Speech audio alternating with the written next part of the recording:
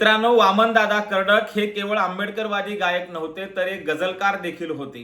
नेमकी त्यांची कोणती गझल आहे जी की महाराष्ट्राच्या अनेक कवीच्या, लेखकांच्या आणि ज्यांना गझल आवडते अशा सर्वांच्या ओठावरती गझल आहे। ती नेमकी गझल कोणती आहे आणि सुरेश भटांचे आणि वामनदादा कर्डकांचे काय संबंध होते या व्हिडिओच्या माध्यमातून आपण पाहणार आहोत। नमस्कार, मी डॉक्टर नागराज मगरे, शब्दयोद्धा लाईव्ह मध्ये आपल्या सर्वांचं मनपूर्वक स्वागत। आपल्या सर्वांना माहितच आहे की काल वामनदादा कर्डक यांची जयंती होती। त्यांच्या जयंतीच्या निमित्तानं अनेक लेखकांनी, अनेक कवींनी त्यांच्या अनेक कविता गायल्या, त्यांच्या अनेक गीत गायले।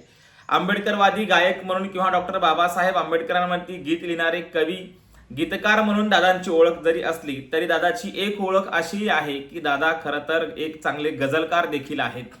साहित्य क्षेत्रामध्ये ज्यांच्या गझलने खऱ्या अर्थानं सर्व साहित्य क्षेत्राला एक समृद्ध केलं अशी त्यांची जी गझल आहे ती गझल कोणती ही आपण आज पाहूयात। तर ही गझल आहे, कानात काल माझ्या माझे मरण म्हणाले। आता आपल्या सर्वांच्या लक्षात येईल की खरं तर दादा इथल्या व्यवस्थेला प्रश्न विचारतात, आंबेडकरी गीताच्या माध्यमातून संघर्ष करायला लावतात, तथागत बुद्धाच्या गीताच्या माध्यमातून ते शांततावादी, समता, स्वातंत्र्य, बंधुत्व, न्याय याचा संदेश देतात आणि खऱ्या अर्थानं गझलच्या माध्यमातून देखील एक संघर्ष देखील ते मांडतात। आणि मग हा संघर्ष मांडत असताना या गझलच्या माध्यमातून म्हणजे कानात काल माझ्या माझे मरण म्हणाले या गझलच्या माध्यमातून मृत्यू जणू स्वतःशी संवाद करत आहे असे दादा या गझलच्या माध्यमातून व्यक्त होतात। जीवन क्षणभंगूर आहे, संघर्षातून आलेली जाणीव आणि खऱ्या अर्थानं मरण हे अटळ आहे आणि हे अटळ असलेलं मरण, हे अंतिम सत्य असलेलं मरण दादा आपल्या गझलच्या माध्यमातून व्यक्त करतात। मुद्दा असा होता की सुरेश भटांनी देखील दादांना गुरु मानले होते। काही लेखकांच्या मते सुरेश भटांनी दादांना गुरु मानले आणि एक चांगला गझलकार म्हणून दादाकडे आपण पाहतो। परंतु दादा खऱ्या अर्थानं आंबेडकरवादी गीतकार म्हणून किंवा डॉक्टर बाबासाहेब आंबेडकर आणि तथागत बुद्ध यांच्यावर लिहिलेले गीतं त्यांची प्रसिद्ध आहेत म्हणून आपण दादाकडे पाहतो। परंतु एक चांगला गझलकार देखील दादामध्ये दडलेला होता आणि तो गझलकार या गझलेमुळे महाराष्ट्राला माहीत झाला। तर ती गझल अशी होती, खरं तर मृत्यू अटळ आहे, संघर्ष आहे आणि थेट मृत्यूशी संवाद दादा कसे साधतात या गझलच्या माध्यमातून। ते म्हणतात, त्यातले काही कडवे आपण पाहूयात। ते म्हणतात, कानात काल माझ्या माझे मरण म्हणाले, कानात काल माझ्या माझे मरण म्हणाले, तनमन तुलाच माझे आले शरण म्हणाले। कोटी उपास पोटी, कोटी उपास पोटी धरलेस तूच पोटी, कोटी उपास पोटी धरलेस तूच पोटी, झाले तुझ्या कुळाचे शुद्धीकरण म्हणाले, कानात काल माझ्या माझे मरण म्हणाले।